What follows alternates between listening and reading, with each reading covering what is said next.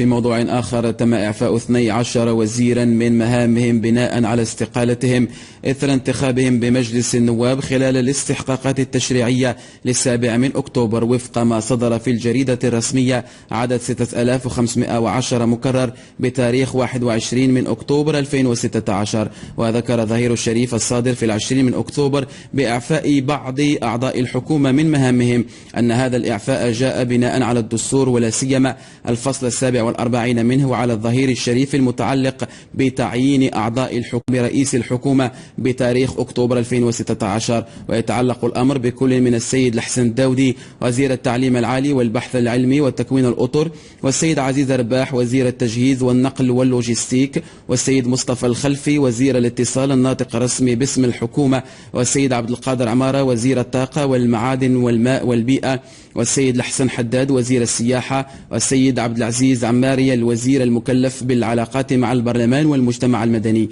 كما يتعلق الأمر بكل من السيد الحسن سكوري وزير الشباب والرياضة، والسيد مبارك بوعيد الوزير المنتدب لدى وزير الشؤون الخارجية والتعاون، والسيد محمد عبو الوزير المنتدب لدى وزير الصناعة والتجارة والاستثمار والاقتصاد الرقمي المكلف بالتجارة الخارجية، والسيد محمد نجيب بوليف الوزير المنتدب لدى وزير التجهيز والنقل واللوجستيك المكلف بالنقل، والسيد إدريس الأزمي الإدريسي الوزير المنتدب لدى وزير الاقتصاد والمالية المكلف بالميزانية، والسيد محمد مبدع الوزير المنتدب لدى رئيس الحكومة المكلف بالوظيفة العمومية وتحديث